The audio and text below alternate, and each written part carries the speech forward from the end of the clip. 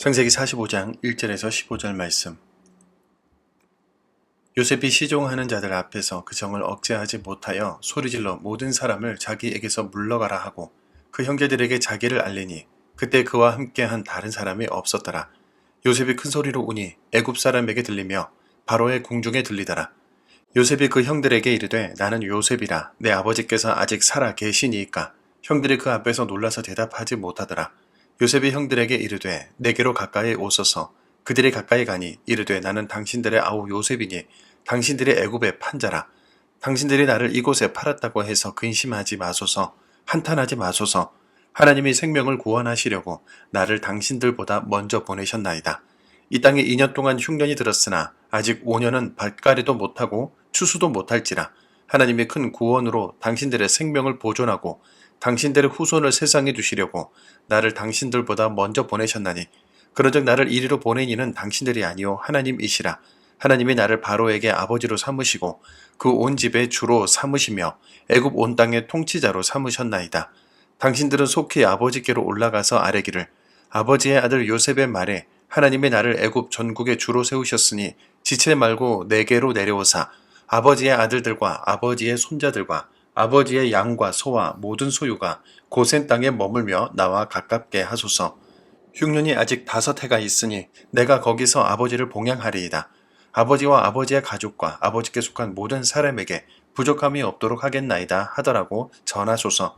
당신들의 눈과 내 아우 베냐민의 눈이 보는 바 당신들에게 이 말을 하는 것은 내 입이라. 당신들은 내가 애굽에서 누리는 영화와 당신들이 본 모든 것을 다 내 아버지께 아뢰고 속히 모시고 내려오소서 하며 자기 아우 베냐민의 목을 안고 우니 베냐민도 요셉의 목을 안고 우니라. 요셉이 또 형들과 입맞추며 안고 우니 형들이 그제서야 요셉과 말하니라. 아멘. 믿음은 주님을 영접한 이후로 그분과 동행하면서 인격적인 관계를 맺는 것입니다. 히브리서 기자는 믿음이 바라는 것들의 실상이요 보지 못하는 것들의 증거라고 정의했죠. 이 말은 믿음이 단지 죽어서 갈 천국에 대한 소망으로 그치는 것이 아니라 지금 내가 두 발 딛고 서 있는 고단한 현실과 관계를 해석하는 강력한 힘이 되어야 한다는 뜻입니다.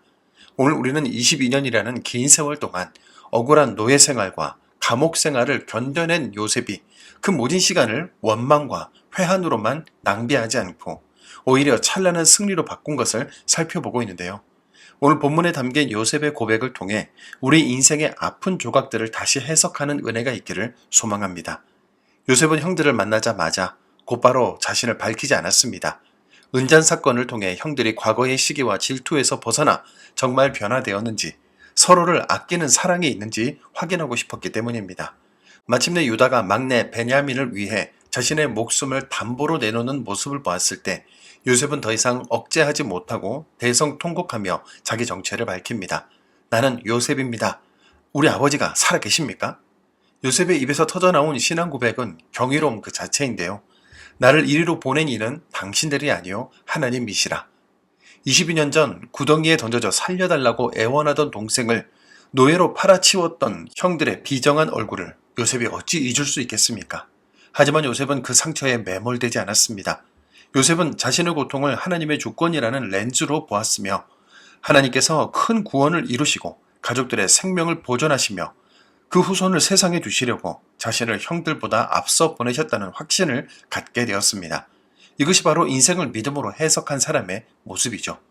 내가 겪는 고난이 우연한 불행이 아니라 하나님의 세밀한 설계였음을 믿을 때 우리는 비로소 미움의 사슬을 끊고 진정한 평안의 자리로 나아갈 수 있습니다. 우리는 창세기 15장에서 아브라함에게 주셨던 내 자손이 이방에서 계기되어 400년 동안 섬길 것이라는 하나님의 약속을 기억합니다. 하나님은 이 거대한 구원 역사를 이루시기 위해 요셉을 애굽이라는 험지에 먼저 심어두셨던 겁니다. 기근이 아직 5년이나 더 남은 상황에서 요셉은 형들에게 재촉합니다. 속히 아버지께로 가서 애굽으로 내려오라고 하십시오. 요셉은 이제 개인의 복수를 넘어 하나님 나라를 세우는 동력자가 되었습니다. 이처럼 용서는 나도 살고 다른 사람도 살리는 길일 뿐만 아니라 하나님의 뜻이 온전히 이루어지게 하는 통로가 됩니다.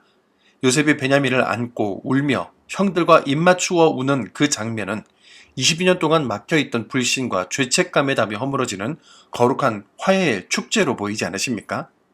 지금 내 삶에 여전히 사망의 음침한 골짜기와 같은 어둠이 있습니다. 이해할 수 없는 사람들의 공격 때문에 마음이 무너져 내리고 있습니다.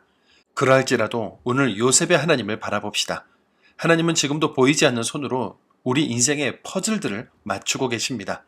이번 한 주간 내 꾀와 내 감정으로 인생을 해석하려 하지 말고 나를 앞서 보내신 하나님의 선하신 뜻을 신뢰합시다.